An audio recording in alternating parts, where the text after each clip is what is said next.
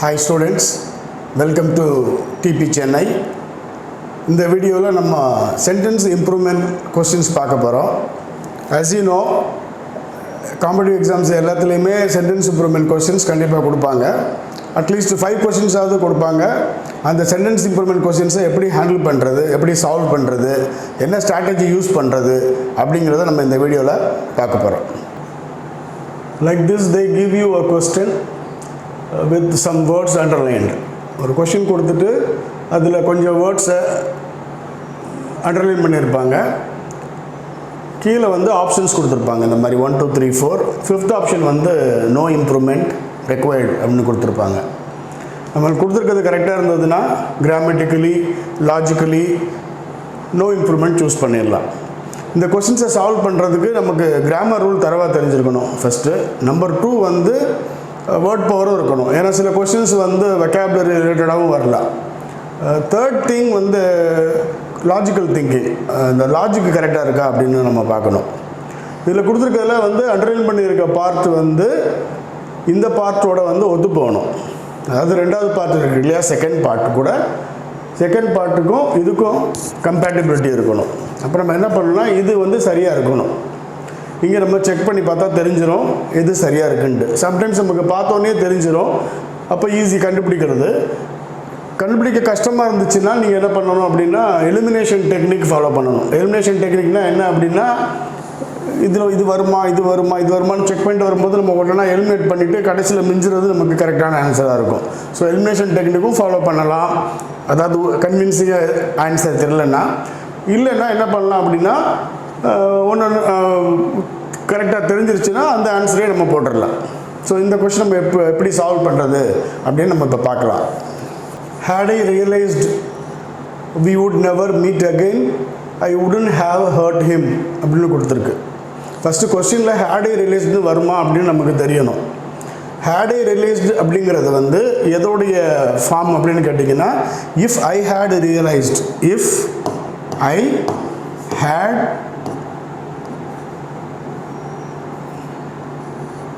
I had realized, if I had realized அப்படின்னு சொல்கிறதும் had I realized அப்படின்னு சொல்கிறதும் ஒன்று தான். ரெண்டுக்கு இடையில எந்த வித்தியாசமும் கிடையாது. இஃப் இல்லாமலேயே இஃப் கிளாஸை வந்து எழுதலாம். கண்டிஷன் என்னன்னு கேட்டிங்கன்னா அந்த ஹேடு வந்து நம்ம முதல்ல முன்னாடி கொண்டு வந்துடணும். ஹேட் வந்து ஃபஸ்ட்டு கொண்டு வந்துட்டு சப்ஜெக்ட் வந்து பின்னாடி, அதாவது இன்வர்ஷன்னு சொல்லுவோம். அப்படி பண்ணிட்டா அது எதுக்கு சமம் அப்படின்னு கேட்டிங்கன்னா இஃப் ஐ ஹேட் ரியலைஸ்ட் அப்படிங்கிறதுக்கு அது வந்து சமம். இப்போ என்ன ஃபஸ்ட்டு ஆப்ஷன் கொடுத்துருக்கு. அப்போ முதல்ல கொடுத்துருக்கிறது சரியானு பார்ப்போம். If I had realised we would never meet again, I would not have hurt him அப்படின்னு கொடுத்துருக்கு. நம்ம இனிமேல் சந்திக்க மாட்டோம் அப்படிங்கிறது எனக்கு முன்னாடியே தெரிஞ்சிருந்துச்சுன்னா நான் என்ன பண்ணியிருக்க மாட்டேன்னா அவனை ஹர்ட் பண்ணியிருக்க மாட்டேன் அப்படின்னு கொடுத்துருக்கு.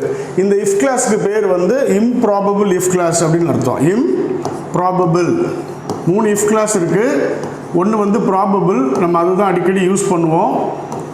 இது வந்து இம்ப்ராபபிள் இஃப் கிளாஸ். மூணாவது இஃப் கிளாஸ் வந்து ஹைப்போதெட்டிக்கல் இஃப் கிளாஸ். இப்போதைக்கு இது இம்ப்ராபபிள் இஃப் கிளாஸ் அப்படின்றத நீங்கள் தெரிஞ்சுக்கோங்க.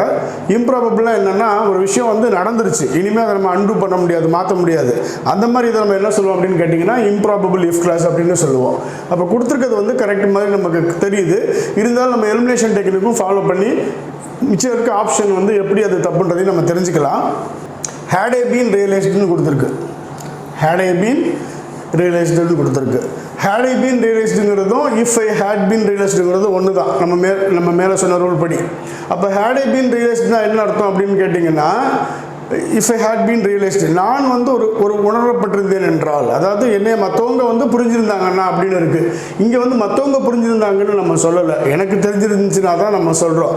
அதனால இந்த ஆப்ஷன் வந்து வராது, எலிமினேட் பண்ணிடலாம். if I would have been realized, இது ஒரு முக்கியமான ஒரு point. if I would have என்ன பாயிண்ட், கிராமர் பாயிண்ட் அப்படின்னு பார்த்தீங்கன்னா இஃப் இருக்குல்ல, இந்த இஃப் கிளாஸ் கூட எப்பயுமே இந்த would have woodலாம் வரவே செய்யாது. இஃப் கிளாஸ் பக்கத்தில் ஒரு மெயின் கிளாஸ் வரும். 2 கிளாஸ் சேர்ந்து தான் இஃப் கிளாஸ் ஃபார்ம் பண்ணுவாங்க. இஃப் கிளாஸ் அப்படிங்கிறது வந்து டிபெண்டன்ட் கிளாஸ் அப்படின்னு சொல்கிறது, இல்லைனா சப்பார்டினேட் கிளாஸ் அப்படின்னு சொல்லுவாங்க. இந்த இஃப் கிளாஸில் எப்பயுமே இந்த would have should haveலாம் வராது, மெயின் கிளாஸில் மட்டும்தான் வரும். அதனால இதை நம்ம எலிமினேட் பண்ணிடலாம். when I realized, நான் உணர்ந்தப்போனா என்ன அர்த்தம்? நான் உணர்ந்தப்போ நம்ம இனிமேல் சந்திக்க மாட்டோம்னு நான் உணர்ந்தப்போ I would not have hurt him, நான் வந்து அவனை வந்து காயப்படுத்தி இருந்திருக்க மாட்டேன். அப்போ உணர்ந்தப்போ அப்படிங்கிறது வந்து சிம்பிள் பாஸ்டில் இருக்குது. இது வந்து கற்பனை, அதாவது இம்ப்ராபபிளில் இருக்குது. அதனால இதையும் நம்ம யூஸ் பண்ண முடியாது. had I had realized, இங்கே ஏற்கனவே had I realizedனு இருக்குது, 2 had வராது. அதனால இதையும் எலிமினேட் பண்ணிடலாம். அப்போ கரெக்டான ஆன்சர் என்னென்னா இதுதான். Second question, anyone can now gather a vast amount of information if you have access to the internet அப்படின்னு கொடுத்துருக்கு.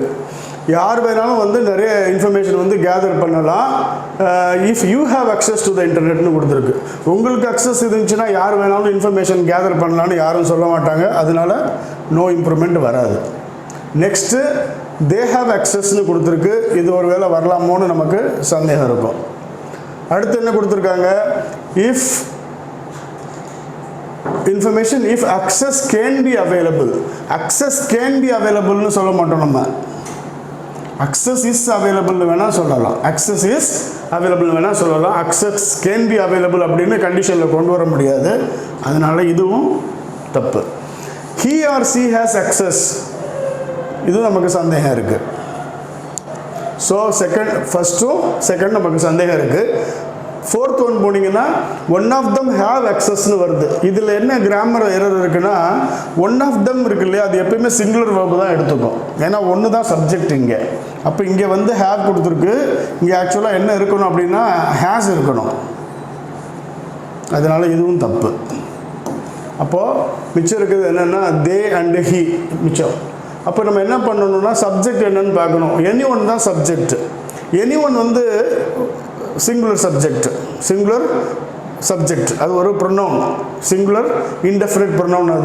அது என்ன எடுத்துக்கும் அப்படின்னா, அதை பற்றி திருப்பி நம்ம ரெஃபர் பண்ணும்போது ஹீ இல்லைன்னா ஷீ தான் எடுத்துக்கும், தே எடுத்துக்காது. சில ரைட்டர்ஸ் வந்து தே யூஸ் பண்ணுவாங்க. பட் கிராமர் ரூல் படி, ஸ்டாண்டர்ட் கிராமர் ரூல் படி நம்ம என்ன யூஸ் பண்ணக்கூடாதுன்னா தே யூஸ் பண்ணக்கூடாது. So he or she has access அப்படிங்கிறது தான் கரெக்டான ஆன்சர். இதுவும் தப்பு. she prepares tea, works on computer and then doing her homework அப்படின்னு கொடுத்துருக்கு. எதில் ஸ்டார்ட் ஆகுதுன்னா she prepares tea அப்படின்னு ஸ்டார்ட் ஆகுது. என்ன டென்ஸில் இருக்குது? ப்ரெசன்ட் டென்ஸில் இருக்குது. எஸ் இருந்துட்டாலே என்ன டென்ஸ்? அது வேர்பில் எஸ் இருந்தாலே ப்ரெசன்ட் டென்ஸ்.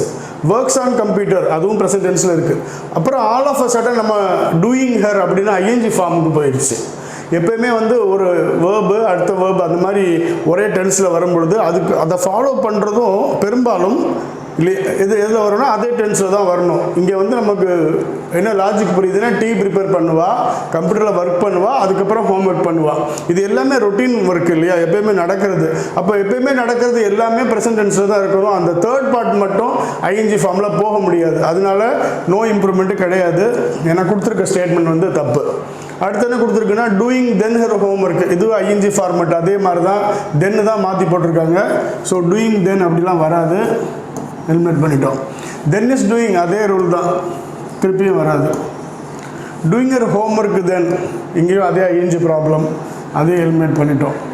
அப்புறம் தென் டஸ் ஹர் ஹோம் ஒர்க்னு வருது. இப்போ வேர்ப்லாம் எஸ் வருது இல்லையா, அப்போ இங்கேயும் என்ன கொடுத்துருக்காங்கன்னா அதுக்கப்புறம் அவள் ஹோம் ஒர்க் பண்ணுறா, மெயின் வேர்பு. டூ டஸ் டிட்லாம் என்னது, மெயின் வேர்பாகவும் யூஸ் பண்ணலாம், ஆக்சிலரி வேர்பாகவும் யூஸ் பண்ணலாம். இங்கே மெயின் வேர்பாக யூஸ் பண்ணியிருக்காங்க. ஸோ இதுதான் கரெக்டான answer. The grocer hadn't hardly any of those kind of soap அப்படின்னு கொடுத்துருக்கு. அந்த க்ரோசர் கிட்ட அந்த மாதிரி சோப்பு எதுவுமே இல்லை. அப்போ உங்களுக்கு என்ன வேணும்?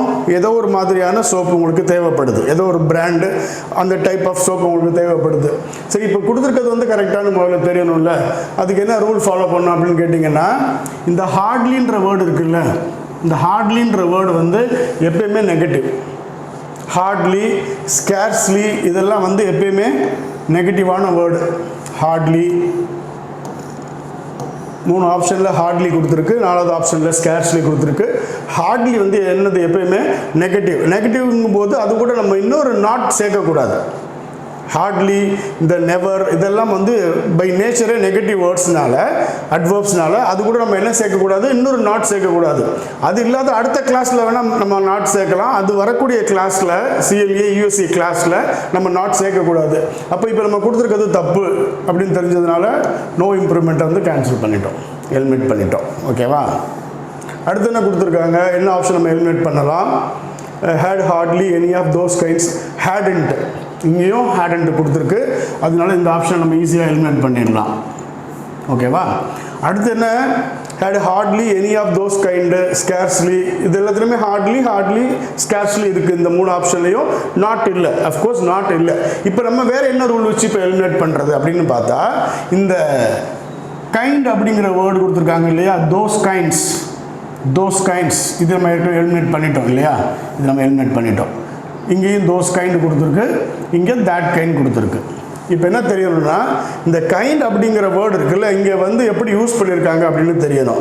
கைண்ட் அப்படிங்கிற வேர்டு வந்து, கைண்டுங்கிற வேர்டை நம்ம எப்படி யூஸ் பண்ணலான்னா, நவுனாவும் யூஸ் பண்ணிக்கலாம், அதே நேரத்தில் அட்ஜெக்டிவாகவும் நம்ம அதை யூஸ் பண்ணிக்கலாம். நவுனாக யூஸ் பண்ணும்போது அதுக்கு ப்ளூரல் ஃபார்ம் இருக்கும், கைண்ட்ஸ், டைப்ஸ் அப்படிலாம் சொல்லுவோம்ல, டிஃப்ரெண்ட் டைப்ஸ், டிஃப்ரெண்ட் கைண்ட்ஸ்ன்னு சொல்லுவோம்ல, அந்த மாதிரி. அட்ஜெக்டிவாக யூஸ் பண்ணும்பொழுது அதுக்கு என்ன வராது, ப்ளூரல் ஃபார்ம் வராது. இப்போ நமக்கு என்ன தெரியணும், தோஸ் கைண்ட்ஸ்ன்னு அது நவுனாக யூஸ் பண்ணியிருக்காங்களா இல்லை அட்ஜெக்டிவாக யூஸ் பண்ணியிருக்காங்களான்னு நமக்கு தெரியணும். இப்போ தோஸ் கைண்ட்ஸ் அப்படிங்கிறது வந்து நம்ம சும்மா வச்சுப்போம், இது ஒரு வேளை கரெக்டாக இருக்கலாமான்ட்டு. இங்கே வந்து என்ன கொடுத்துருக்காங்கன்னா, தோஸும் கைண்டும் என்ன ஆகாது, மேட்ச் ஆகாது. தோஸ் வந்துட்டால் கண்டிப்பாக இங்கே என்ன தான் இருக்கணும், கைண்ட்ஸ் தான் இருக்கணும். அதை நவுன்னு நம்ம கன்சிடர் பண்ணும்போது. ஸோ இதை நம்ம எலிமினேட் பண்ணிடலாம். இப்போ மிச்சம் இருக்கிறது என்னென்னு கேட்டிங்கன்னா, ஃபஸ்ட் ஆப்ஷனும் 4th ஆப்ஷனும் மிச்சம் இருக்குது. இப்போ ஃபஸ்ட் ஆப்ஷன் கரெக்டாக, 4th ஆப்ஷன் கரெக்டாக, had hardly, இங்கே had scarcely, any எல்லாருமே கரெக்டாக இருக்குது. அங்கே தோஸ் கைண்ட்ஸும் இருக்குது, இங்கே that kindன்னு இருக்குது.